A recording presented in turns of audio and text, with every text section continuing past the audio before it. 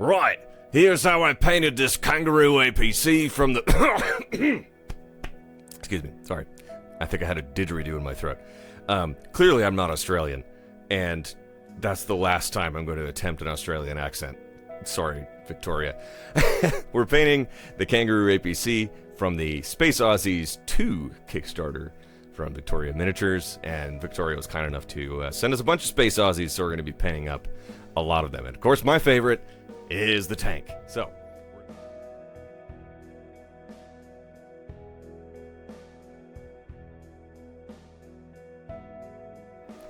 I'm going to show you how to make this tank look like it's rolled through a few decades of dust, rust, barbed wire, and bad decisions. Let's get to it. First off, we start with good old trusty black primer. This hides a lot of spots that I miss in my base coat. So make sure you get a nice even coat or two over that gray plastic. Once that's dry, hit it with a white pass from about 45 degrees on top. Think about it like you're pointing a flashlight at it. This gives you some free shadows and highlights, and it's like a cheat code for painting, and I will take any cheat code I can get. Now, onto the aforementioned base coat. Coat the whole thing with pure filth, which sounds a little rude, but it's a great earthy starting point.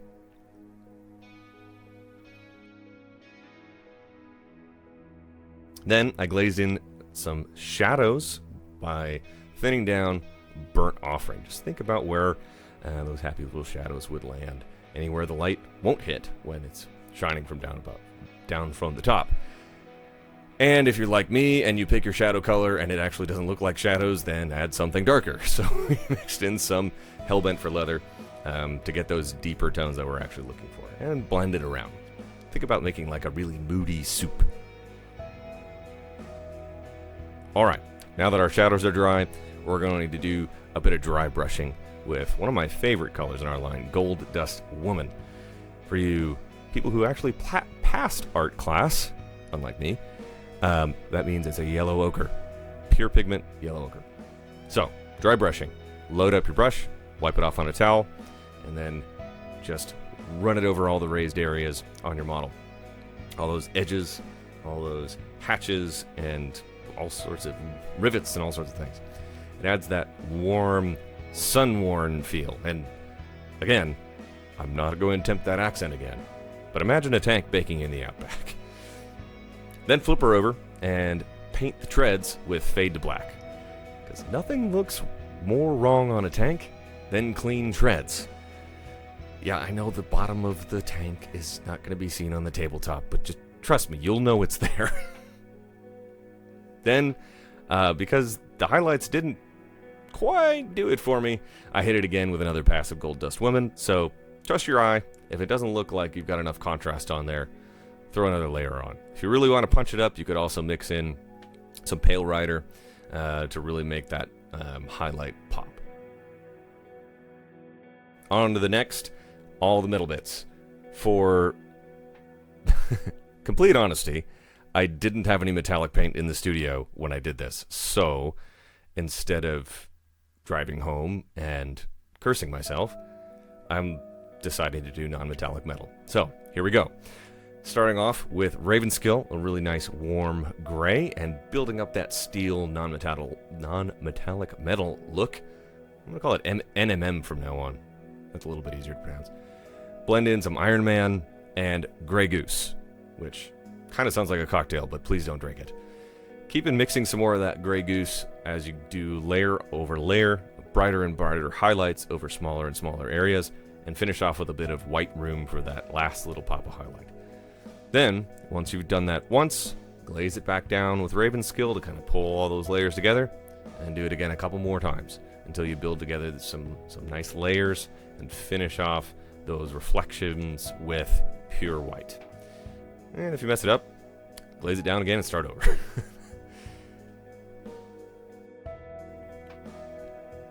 Okay, next step, gloss varnish. This is kind of like putting oil in your cast iron skillet before frying eggs. Keeps things from sticking.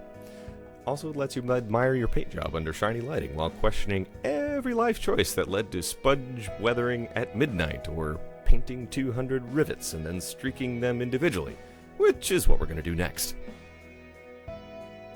Okay, so first step of weathering is chipping. Basically, you want to make it look like the tank has been driving through the desert, hitting every single stick of the ugly tree on the way down. So we use Iron Man to look where it's gone all the way down to the metal. Use fade to black so it looks like it's just gone down to that primer coat. Things like that. Sponge it on with little bits of whatever sprue sponge you've got hanging around, or some other sponge-like object.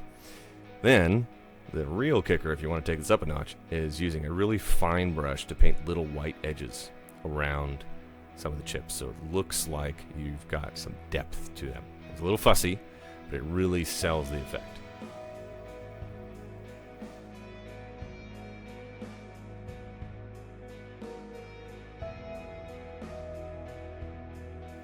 Okay, are you still with me after getting cross-eyed by looking at rivets for 3 hours? Actually, it probably didn't take you 3 hours. It took me maybe half an hour to do all of mine, so hopefully you're quicker than I am.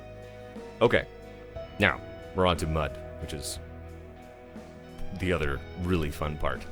For this one, we use our red ochre mud, Ruana Te Whenua, which I'm very sorry for anyone who's from New Zealand.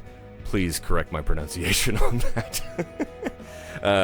Just put it on the treads and anywhere mud would kick up, on those fenders and on the side skirts on the armor, all sorts of things. Use an old beat up brush. This is not a moment for your artist opus brushes. Steal one from your kid's art cabinet when they're not looking. Smear it on, and if it looks messy, great. Mud is messy. Bonus points if your shirt matches the tank by the time you're done.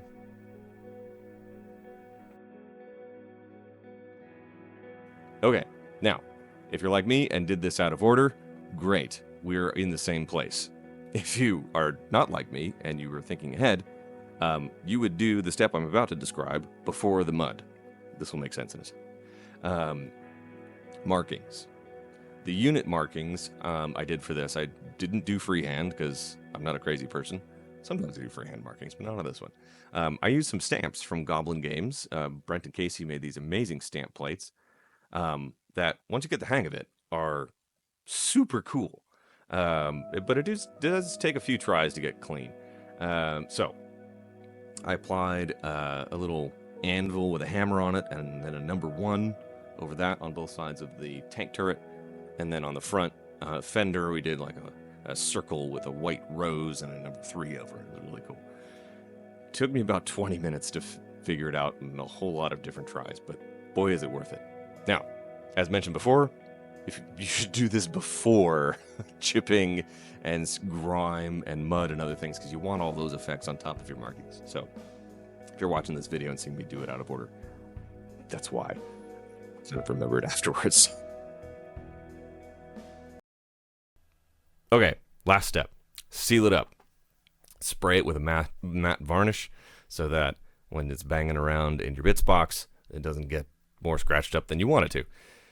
Now, sit back and think, wow, I just did that, and it's ready to roll.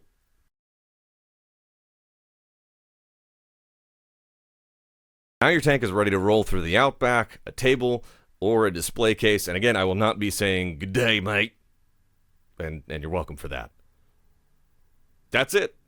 Kangaroo APC from Victoria Miniatures' new Kickstarter, which is out now. Go check it out, and you'll find our paint there, actually.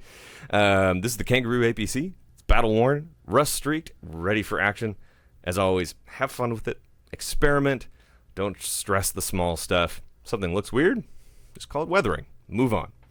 Happy painting, and happy little rust spots to you.